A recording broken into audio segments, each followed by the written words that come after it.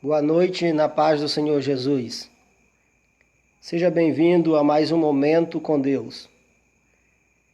Quero convidá-lo neste momento para fazermos uma oração, desde já agradecendo por você me permitir, através deste meio de comunicação, ir até você e até a sua residência.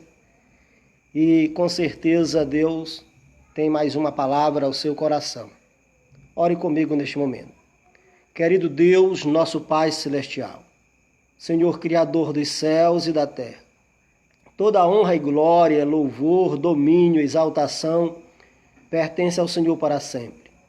Neste momento, Senhor querido, quero te louvar por mais um dia de paz que o Senhor nos concedeu, por até aqui o Senhor ter nos ajudado e ajudado todos quantos estão ao alcance, ó Senhor, desta oração, através deste meio de comunicação. Que o Senhor abençoe cada um deles, que o Senhor venha falar profundamente aos corações dos mesmos. Assim, Senhor, continue a nos abençoar. Ajude-nos pelo Teu Espírito, para que possamos transmitir a Tua palavra na direção do mesmo. Em o nome bendito de Jesus, Teu amado Filho, te pedimos as Tuas bênçãos e por fé te agradecemos em o nome de Jesus. Amém. Agora iremos ouvir uma canção com a jovem Yasmin.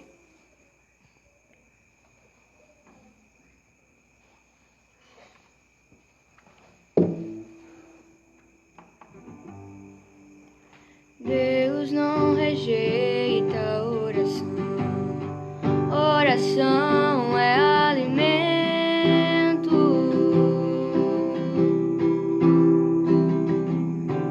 Nunca vi um justo sem resposta ou ficar no sofrimento.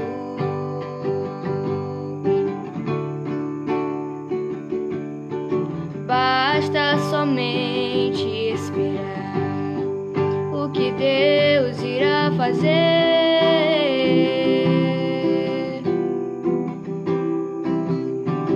Quando Ele estende suas mãos, é a hora de vencer.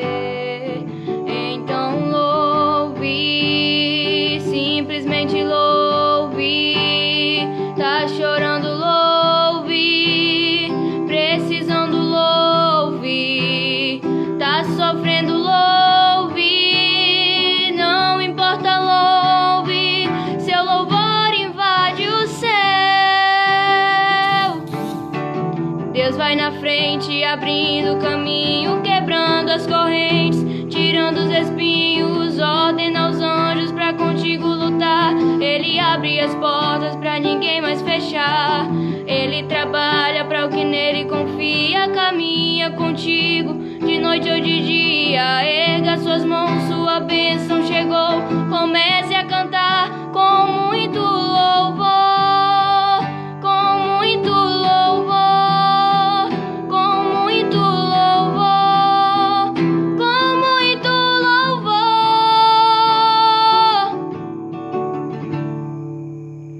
A gente precisa entender o que Deus está fazendo.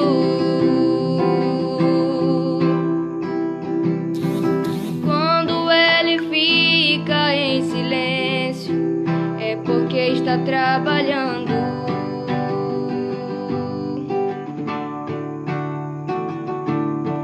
Basta somente esperar o que Deus irá fazer.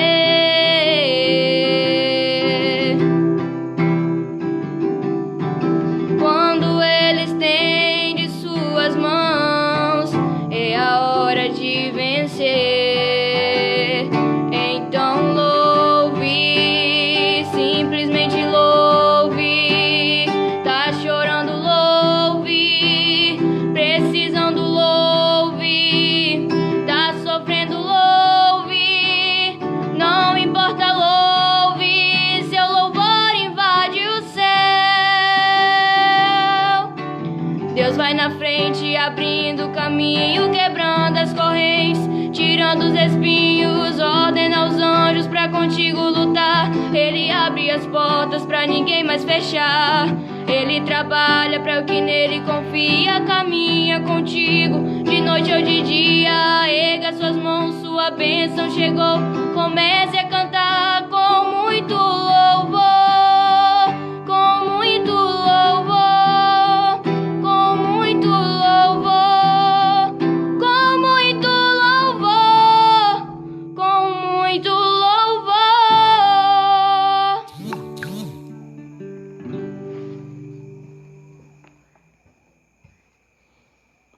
Ouvimos esta bela canção e, neste momento, quero convidar você a fazer uso da sua Bíblia,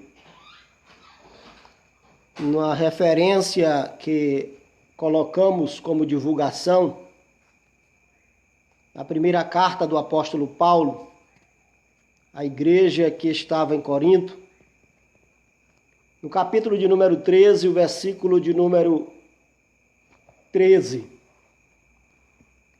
do qual nós tiramos um tema para meditarmos juntos neste momento que temos com Deus. Enquanto você procura, eu quero desde já agradecer a sua participação nos outros programas que fizemos e dizer que com certeza Deus, Ele sempre espera que paremos um pouco, que nos dediquemos, tiramos um tempo para meditar na sua palavra, principalmente neste momento para nós que somos salvos em Jesus e não estamos podendo congregar normalmente em nossos templos, como tínhamos as nossas atividades no cotidiano. E a temática que nós sugerimos para hoje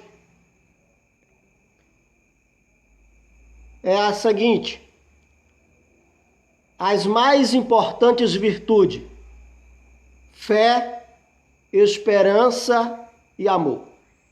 Eu convido você a ler comigo o versículo 13, do capítulo 13, da primeira carta a Coríntios, capítulo 13, verso 13, que diz: agora, pois, permanece a fé, a esperança e o amor. Estes três, mas o maior destes é o amor.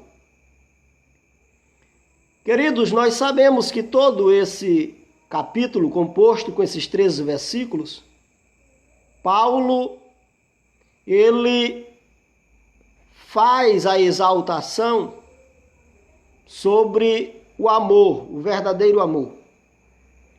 Mas nós não queremos especificamente entrarmos nos detalhes de todos os 12 versículos acima deste que lemos para a nossa meditação e assim fundamentarmos a palavra neste momento.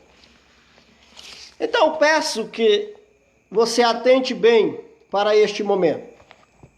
O tema: as mais importantes virtudes: fé, esperança e amor.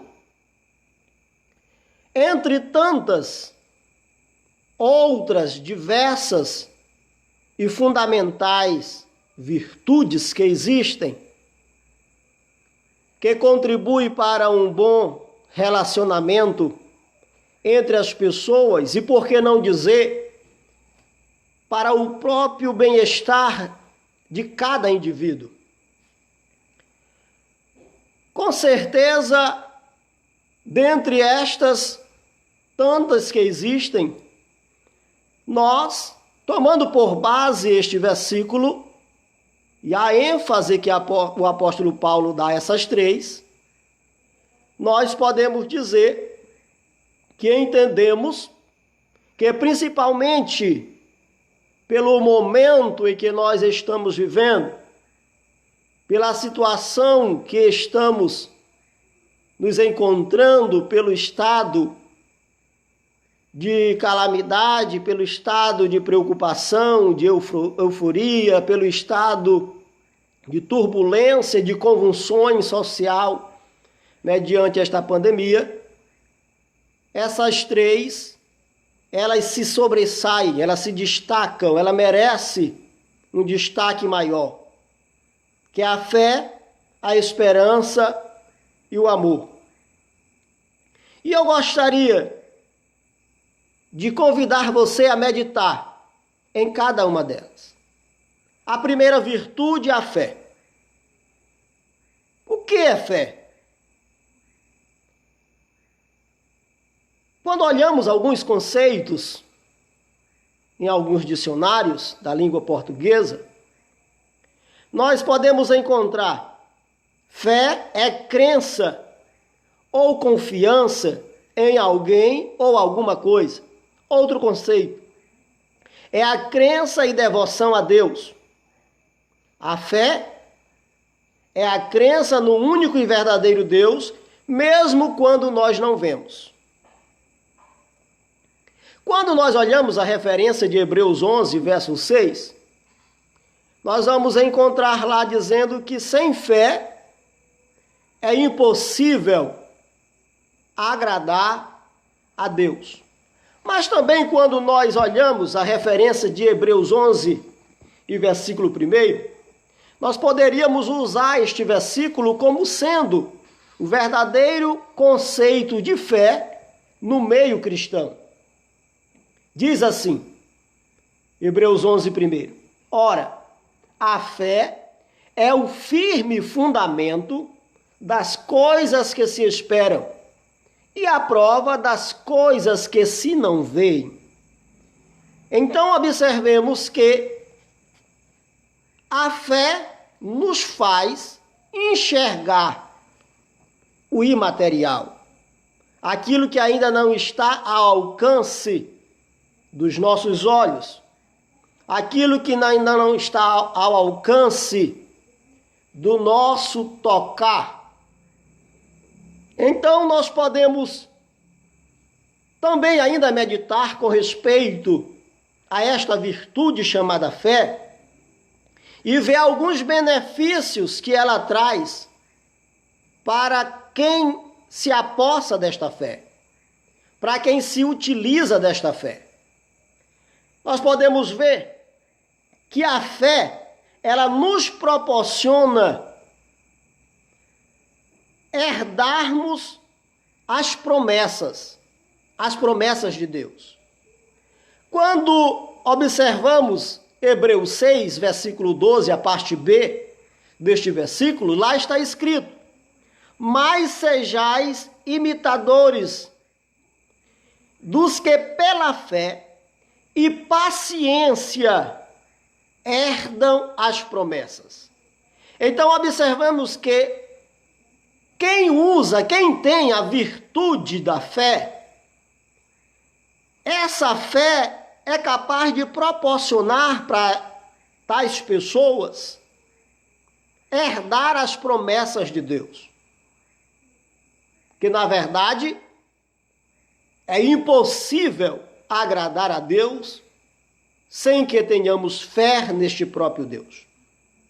Mas ainda com respeito a esta virtude fé, a fé, ela nos torna bem-sucedidos na guerra espiritual. Ainda nos referindo ao apóstolo Paulo, quando ele escreve para Timóteo, na primeira epístola, ou carta a Timóteo, ele no capítulo 1, verso 18 e 19, eu vou parafrasear e usar apenas as partes mais diretas correlacionadas ao tema e a preço, que é a fé.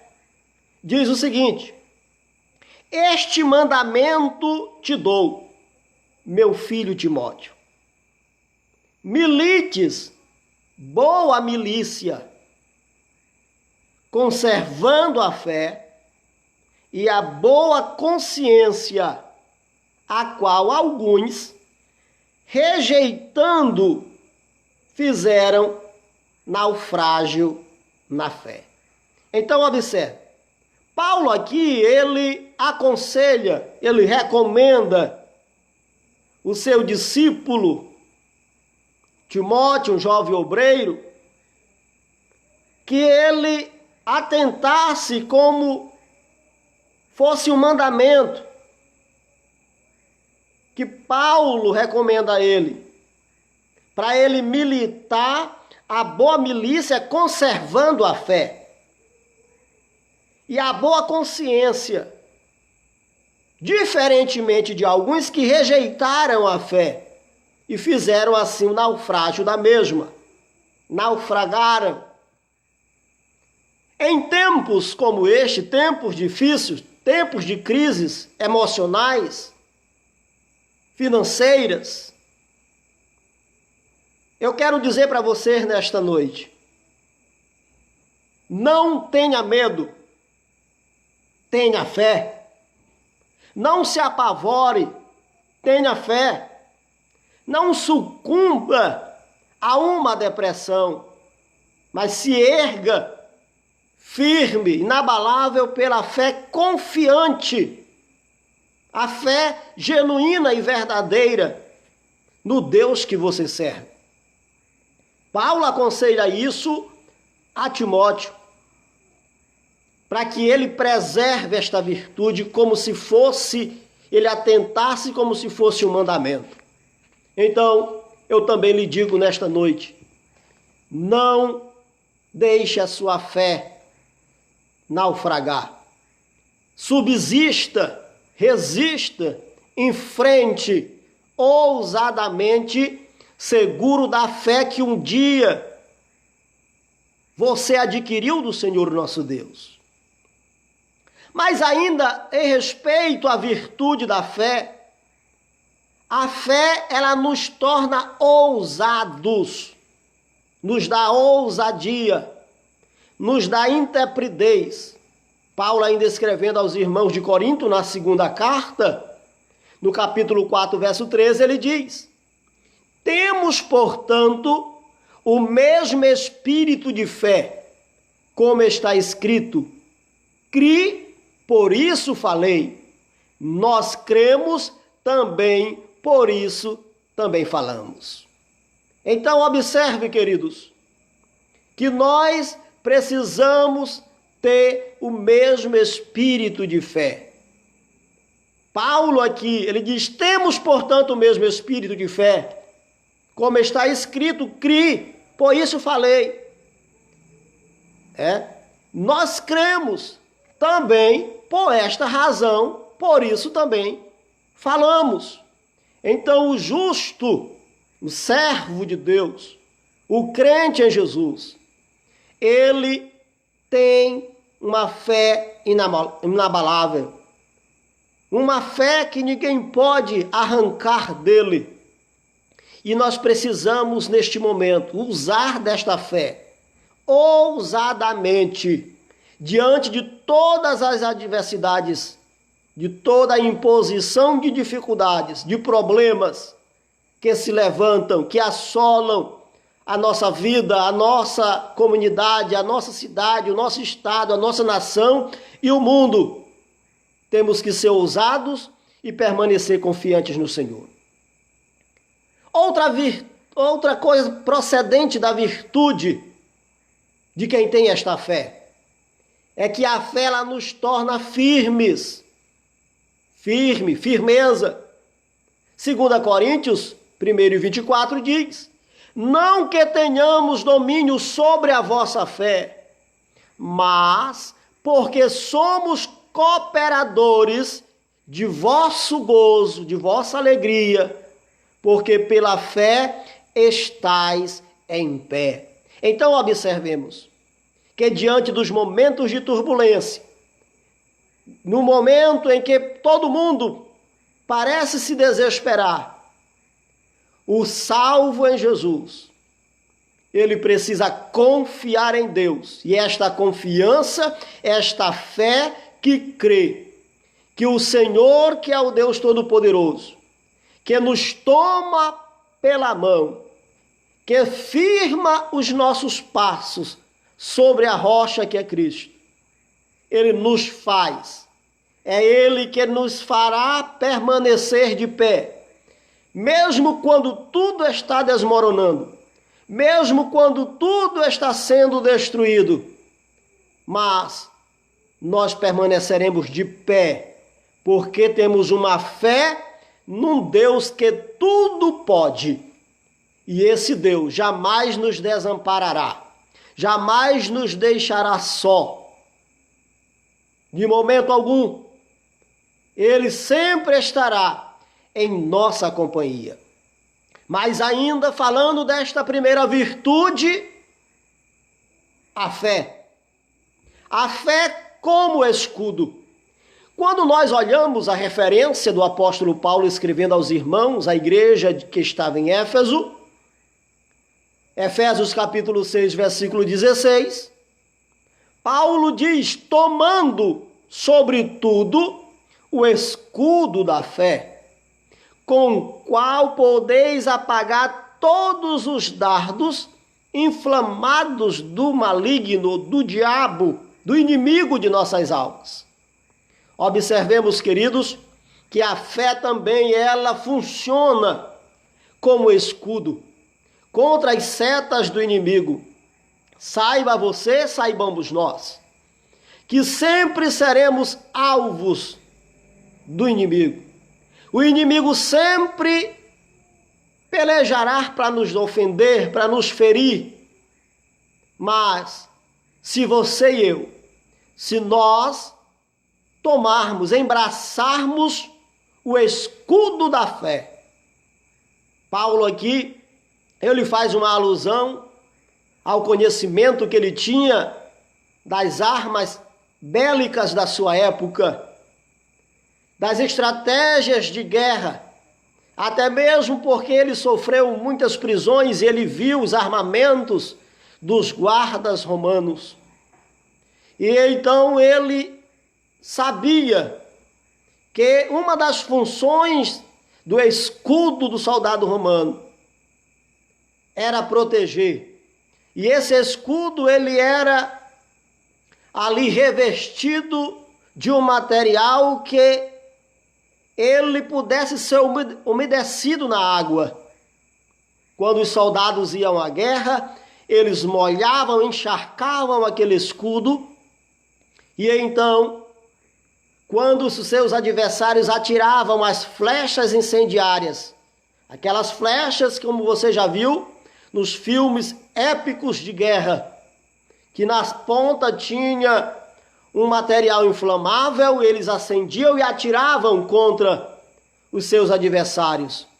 Então, quando aquelas setas eram atiradas, o soldado colocava o escudo umedecido e aquelas flechas incendiárias, elas apagavam pela umidez que estava no escudo.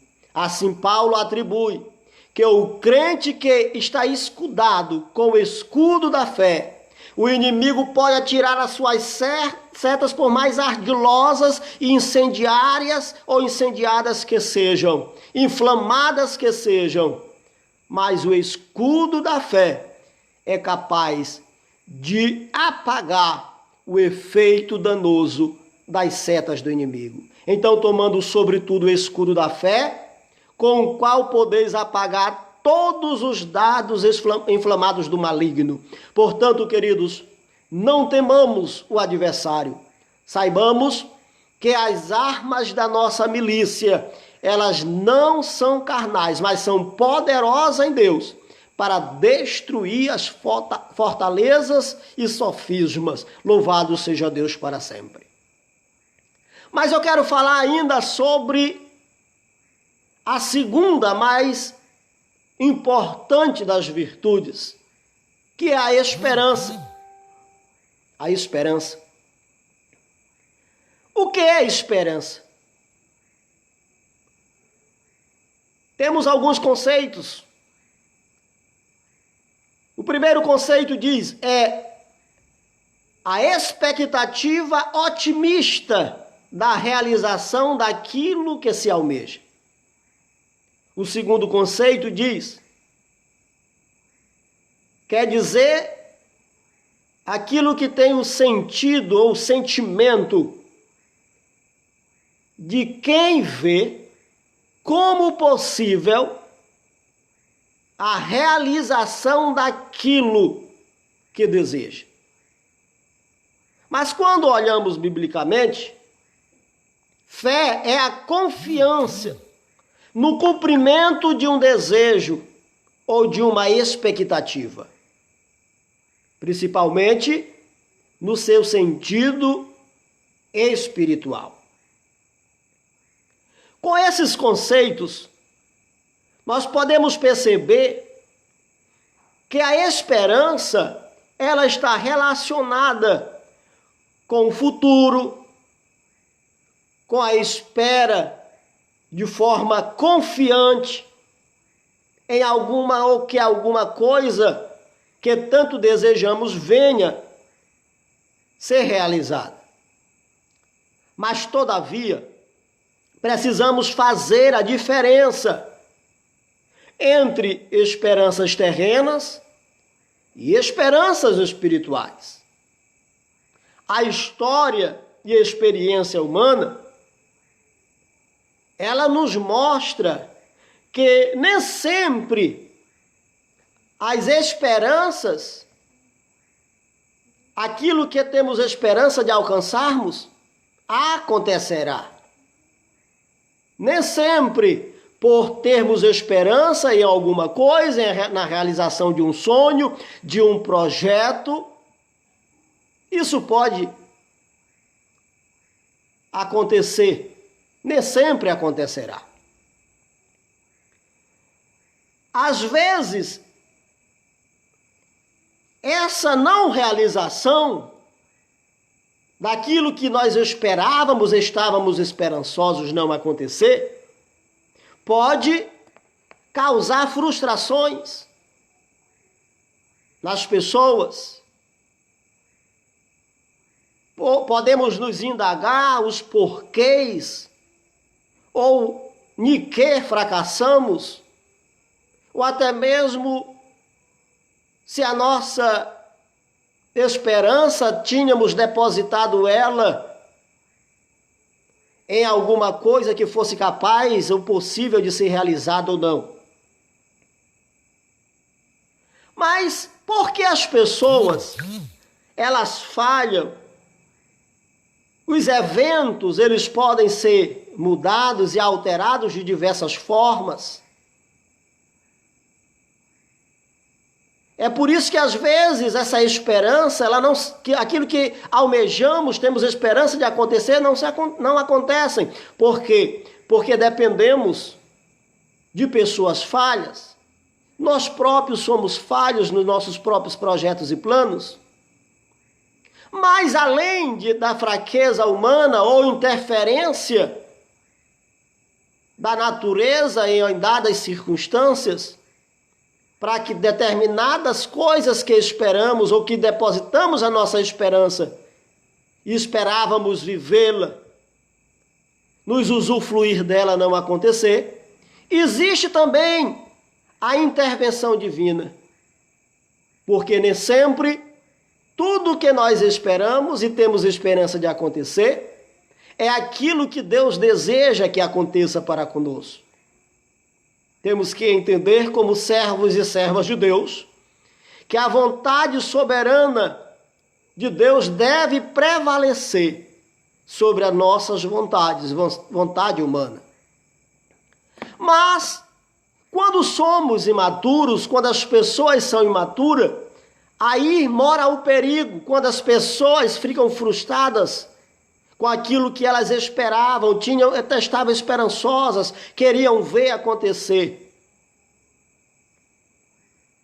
E por esta razão, se essas pessoas não atentarem para o perigo que correm e mergulharem no submundo da angústia, nas profundezas do oceano da depressão. Elas poderão viver momentos difíceis em suas vidas. Por isso que eu trago a vós outros esta palavra. Por mais que aquilo que nós temos como esperança, vontade de ver ser realizado, não alcançarmos, não se deixe levar pela frustração. Não deposite uma confiança tão grande na esperança de alcançar alguma coisa, mas deposite a sua confiança inteiramente em Deus, a sua esperança em Deus, que os projetos de Deus para a sua vida serão realizados. Saiba você, saibamos nós. Frustrações e decepções fazem parte da vida. A vida não é feita só de flores. Quem nos dera se assim fosse. Tem as suas dificuldades. Mas nós temos que confiar em um Deus Todo-Poderoso. No entanto, o que fazer diante das frustrações? Nós temos um exemplo nas Escrituras Sagradas, no Antigo Testamento, no livro de Lamentações, capítulo 3, versículo 21, que o profeta Jeremias, mesmo vendo a assolação, mesmo vendo a calamidade, as circunstâncias deploráveis em que estava o seu povo, ele não se deixou abater, ele não deixou-se mergulhar em uma melancolia profunda. Do contrário, ele declara dizendo: quero trazer à memória o que me pode dar esperança. Quero trazer à memória o que pode dar ou me conceder esperança. Então, nos momentos das adversidades, dos insucessos da vida, das frustrações da vida, não fique lamentando as percas, as derrotas, mas mantenha viva na sua memória as lembranças das coisas boas, das coisas agradáveis, daquilo que pode lhe trazer nova esperança. É isso que Jeremias fala em Lamentações 3 e 21.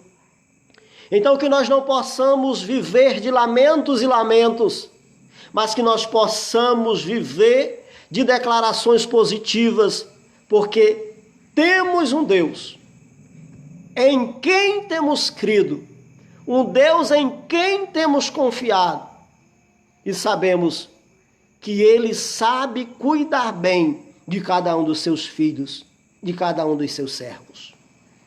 Então, diante das terríveis provações, a melhor coisa a se fazer é focar os nossos pensamentos naquilo que é bom. O apóstolo Paulo, falando aos irmãos de Colossenses capítulo de número 3, verso 1 a 3, ele diz: se já ressuscitaste com Cristo, buscai as coisas que são de cima, onde Cristo estará sentado à destra de Deus. Pensai nas coisas que são de cima e não nas que são terrenas, porque já estáis mortos. A vossa vida está escondida com Cristo em Deus. Então, queridos, observemos que nós precisamos, mais do que dar prioridades às coisas desta vida, a nos prendermos e nos apegarmos nas coisas desta vida, nós precisamos buscar, almejar as coisas que vêm de cima, as coisas que vêm de Deus, as coisas que Deus tem para cada um de nós. Porque se já estamos mortos para esta vida aqui, para este mundo aqui, e a nossa vida ela está escondida com Cristo em Deus. Isso significa dizer que a nossa prioridade não está nesta terra, mas está na pátria celestial. Louvado seja o Senhor para sempre. Portanto, cultivemos também esta segunda virtude, a esperança de um dia vermos, encontrarmos com o nosso Senhor Jesus Cristo, onde tudo será extraordinário, tudo mudará para melhor, todas as nossas tristezas cessarão, e o gozo, a paz, o júbilo, a alegria será eterna, completa para todo sempre. No entanto, irei falar sobre a terceira virtude que julgamos ser uma das mais importantes, ressaltando que o apóstolo Paulo ele fala no versículo de número 13 sobre a fé, a esperança e o amor. Mas ele diz, e a maior das três é o amor. Então, essa terceira virtude que julgamos ser a mais importante dentre as três é o amor.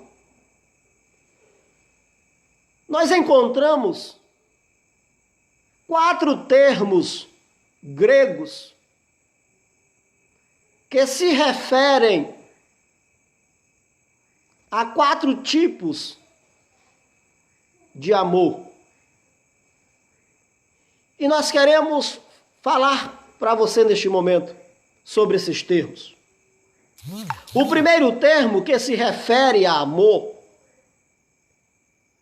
temos o termo grego eros. Esse texto é um texto que aparece com frequência na literatura grega. Esse texto,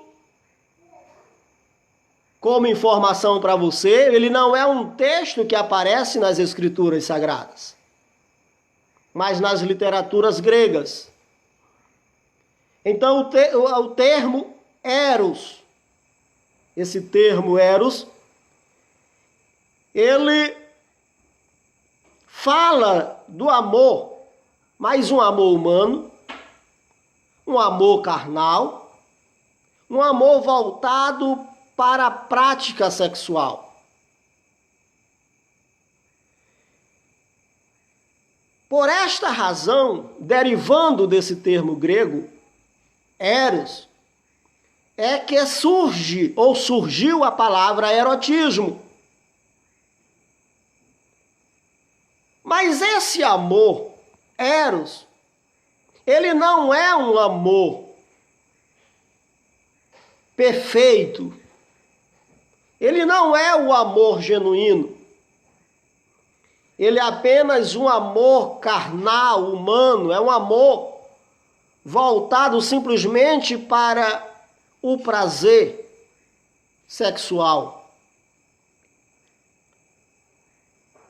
O eros ele está presente no livro de Provérbios. Não o termo em si, mas uma circunstância.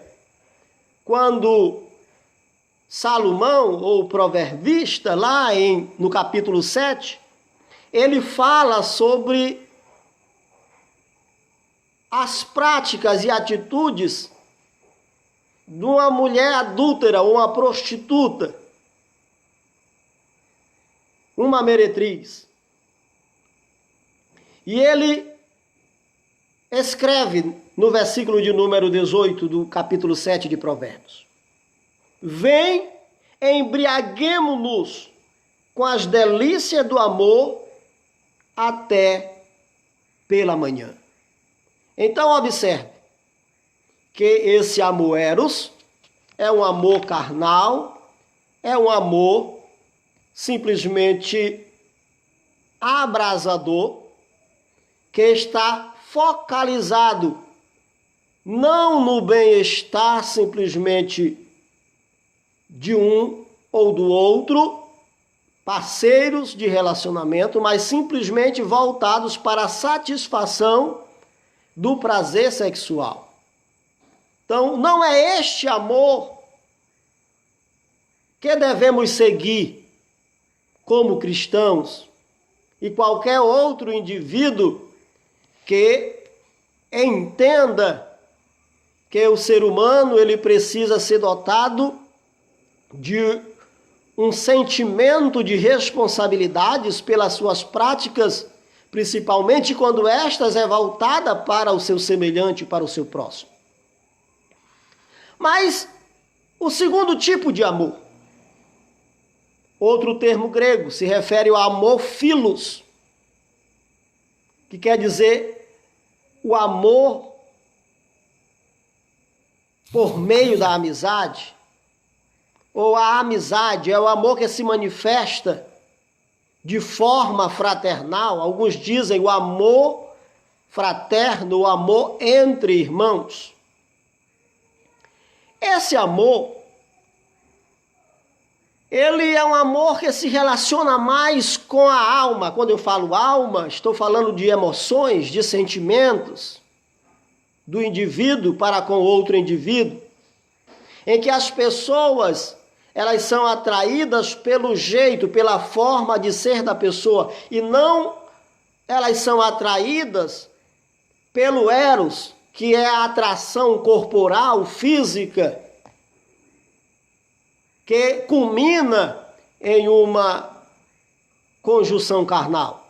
Mas é o amor de cultivar a amizade por compartilhar sentimentos recíprocos entre ambas as pessoas que assim estão incluídas neste grupo de fraternidade e de amizade. Então esse amor, philos, é um amor que lida com a personalidade humana, com as emoções, com a vontade, fala de compartilhamento mútuo. É esse amor. É o amor que pode ser resumido, é o amor que é trocado entre os amigos, entre aqueles que vivem uma fraternidade, uma amizade. Mas ainda esse amor, apesar de ser um amor superior ao primeiro amor, ao eros, ainda não é o amor genuíno, porque esse amor é um amor que as pessoas trocam sentimentos, trocam presentes, trocam elogios. As pessoas, elas vivem de forma recíprocas em estar trocando afinidades em relação a este amor. Mas eu quero falar para você ainda sobre o quarto tipo de amor. É o amor storge, outro termo grego, que quer dizer amor familiar ou amor conjugal.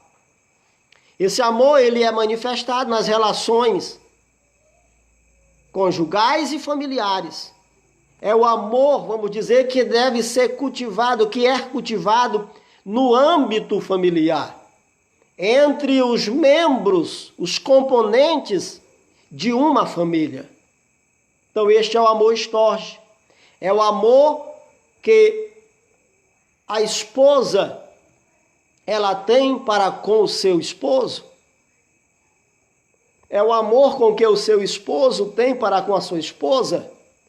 É o amor com que os pais têm para com os seus filhos e os filhos para com os seus pais? Então esse é o amor storge. Mas nós temos um texto de Romanos, capítulo 12, versículo 10, que pode trazer luz a nós, a você que me ouve neste momento, que me assiste, que diz: amai-vos cordialmente uns aos outros com amor fraternal, preferindo-vos em honra uns aos outros. Então observe que entre os termos eros, o termo filos, o amor parece que vem se aperfeiçoando. Quando chega no storge, é um amor que os membros de uma família, eles devem ter uns aos outros com afinidades, com respeito, com honra. Cada um tem que dedicar ao outro a honra, o respeito. Eu espero que você, membro, chefe de uma família, dona de uma casa, mãe de família, filhos que nos ouvem, possa estarem vivendo este amor storge, o amor familiar, que cada um possa estar cumprindo e correspondendo às suas posições dentro do âmbito familiar. Pois não esqueçamos que a família é uma instituição divina. Deus instituiu a família. E nós precisamos zelar pela nossa família. Temos que respeitar uns aos outros, cada um na posição que o Senhor colocou dentro do seu lar, dentro da instituição, da comunidade chamada família. Então que nós possamos amar cordialmente uns aos outros com amor fraternal, preferindo-vos em honra uns aos outros. Então, esse amor nos leva a honrar, a preferir honrar do que trazer algum dano, do que difamar, do que causar algum prejuízo emocional para os membros da nossa casa. Nós preferimos honrá-los do que desapontá-los, do que desobedecê-los e desrespeitá-los. Então essa é mais uma das facetas do amor, ou um tipo de amor. Para concluirmos, nós iremos falar sobre outro termo grego, que é o termo, se referindo a amor, ágape. Esse amor ágape, todos nós que somos cristãos já ouvimos falar sobre ele. Nós dizemos, em alto bom som, o amor ágape é o amor exclusivo de Deus. É o amor proveniente de Deus. É o amor que a sua essência é Deus. É o amor que de fato vem do Deus Todo-Poderoso.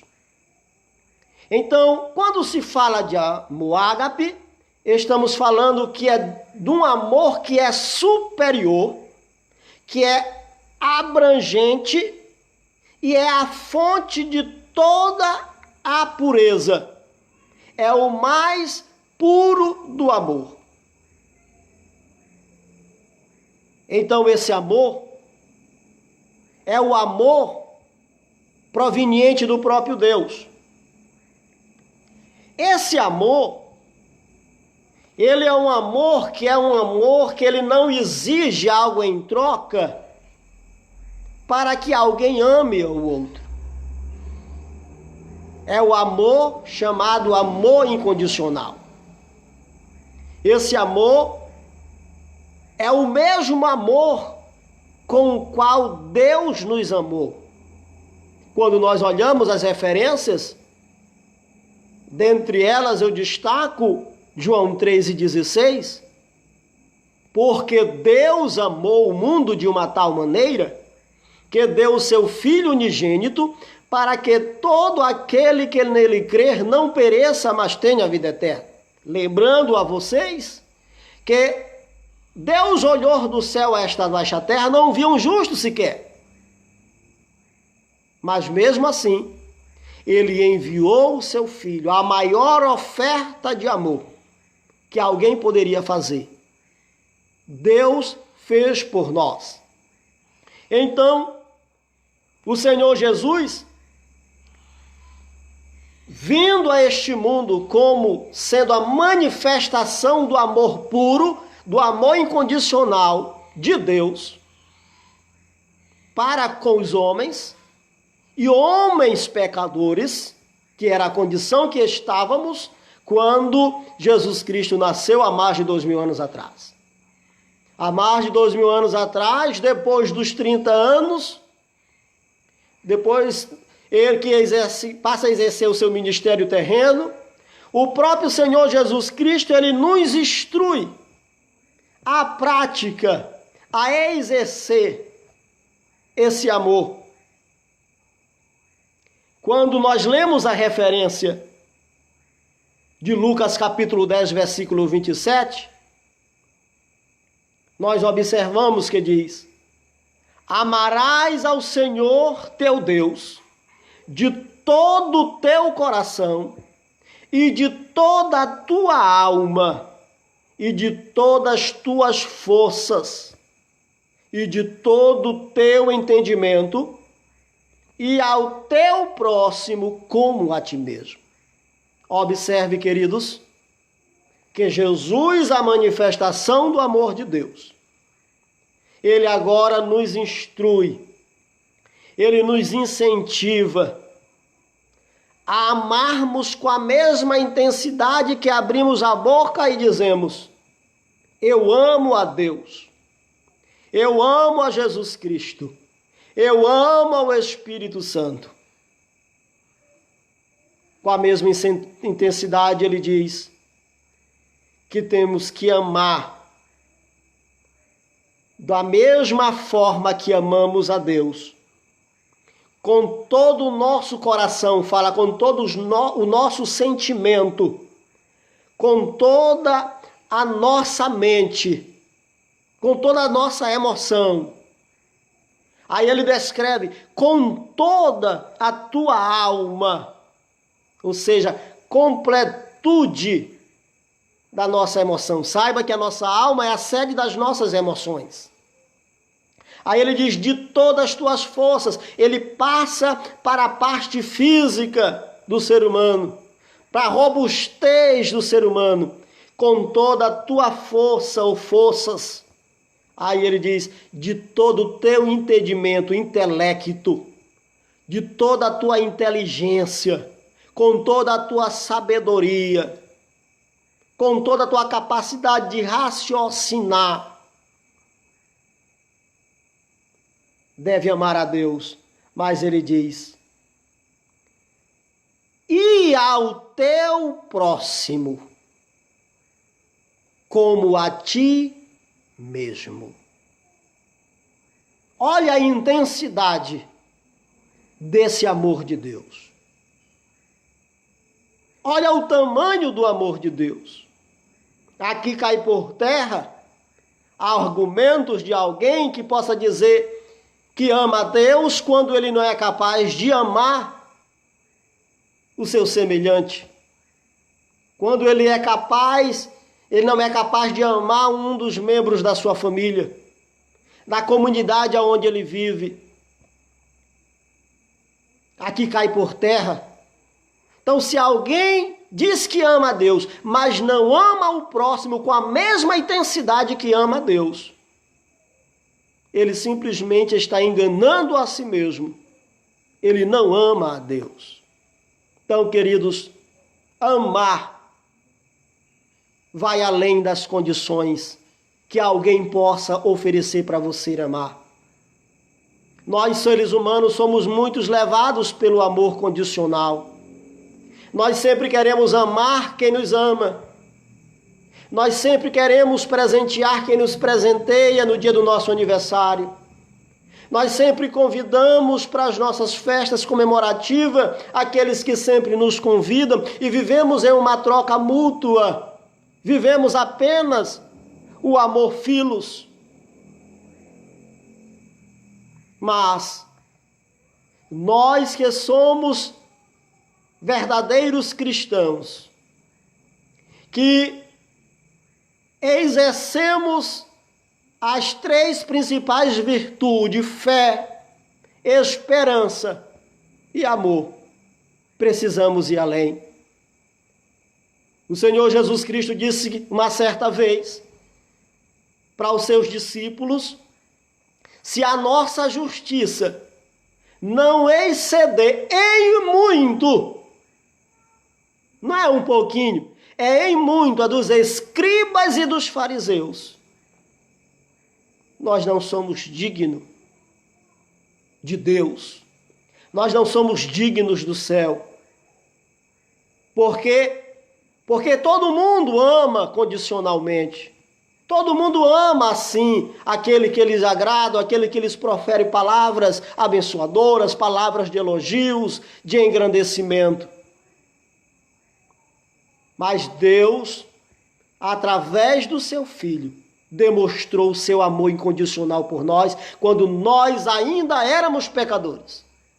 Jesus nos adverte a amar ao Senhor nosso Deus de todo o nosso coração, de toda a nossa mente, de toda a nossa alma, de toda a nossa força e de todo o nosso entendimento, e amar o próximo como a nós mesmos.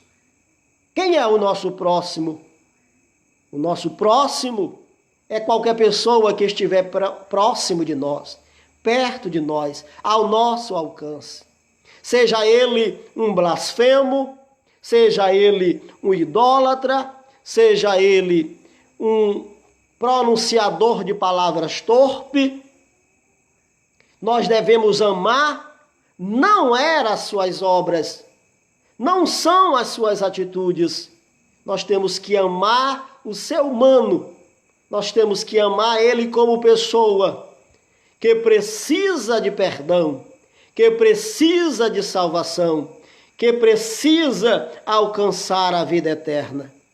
Portanto, queridos, que nós possamos nos usufruir desse maior, ou dessa maior das três virtudes, que é o amor ágape, o amor incondicional, o amor que vem de Deus para os nossos corações. Que nós possamos almejar, fazer assim, porque só assim estaremos cumprindo as Escrituras Sagradas. Devemos amar porque Deus nos amou primeiro. Quando olhamos lá em 1 de João, capítulo de número 4, versículo 19, lá está escrito: nós amamos porque Deus nos amou primeiro. Deus nos amou primeiro. Eu quero ler com você, para concluir, a referência de Gálatas capítulo 5.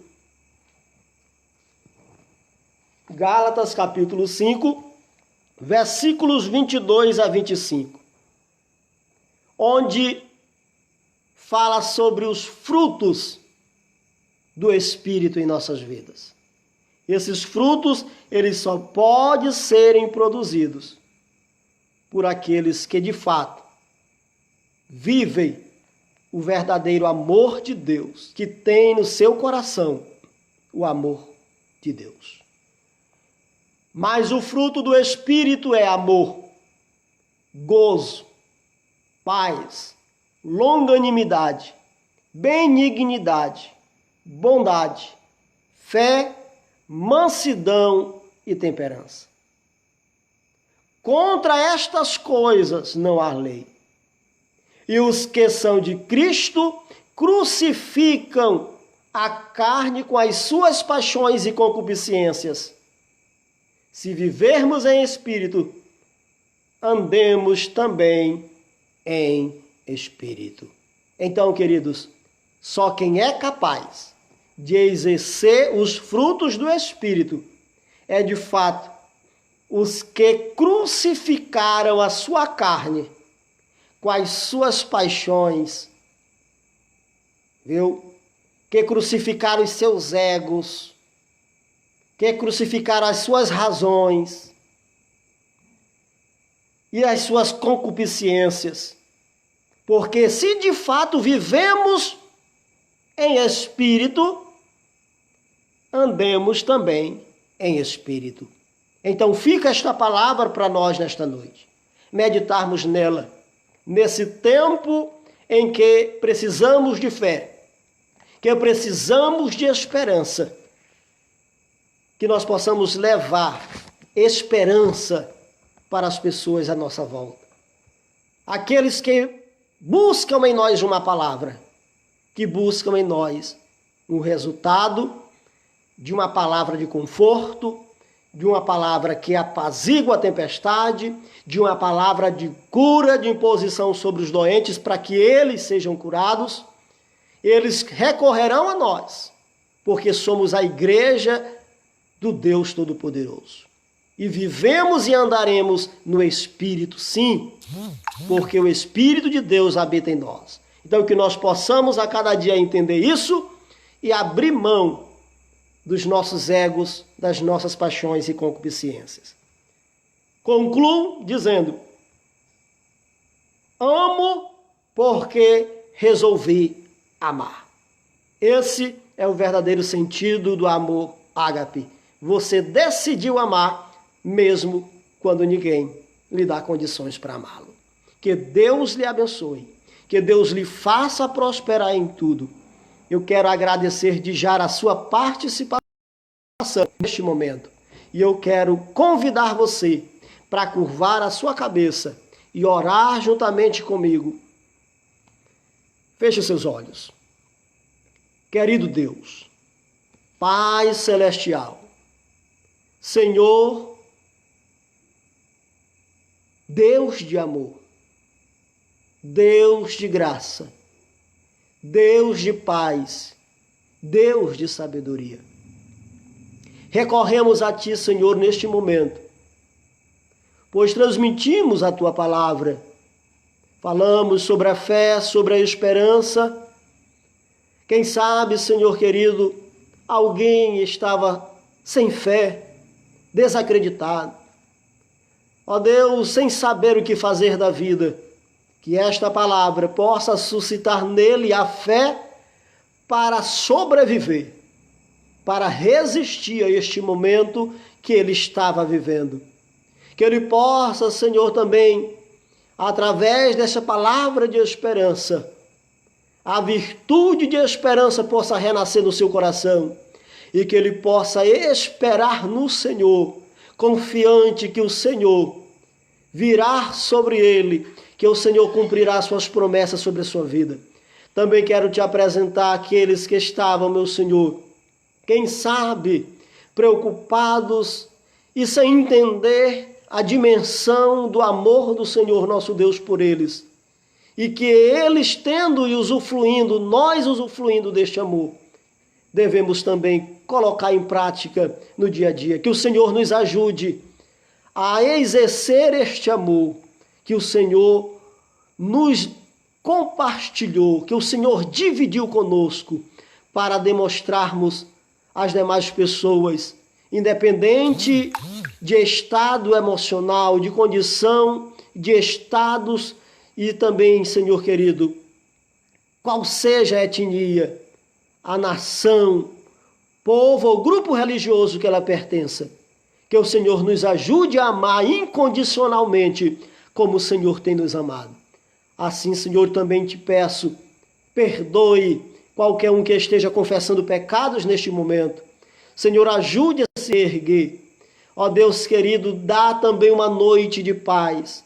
Ó Senhor, para aqueles que estão, Senhor, precisando da paz proveniente de Ti.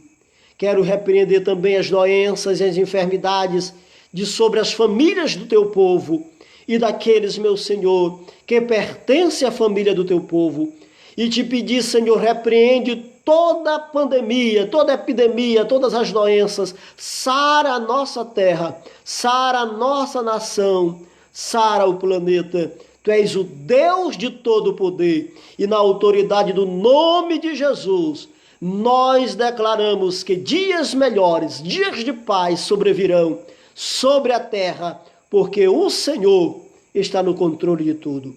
Em o nome bendito de Jesus eu te peço, e que a graça do Senhor Jesus Cristo e o amor de Deus nosso Pai, a doce comunhão e consolação do Espírito Santo seja com todos, e todos dizem amém. Obrigado, e a paz do Senhor para todos. Que Deus abençoe.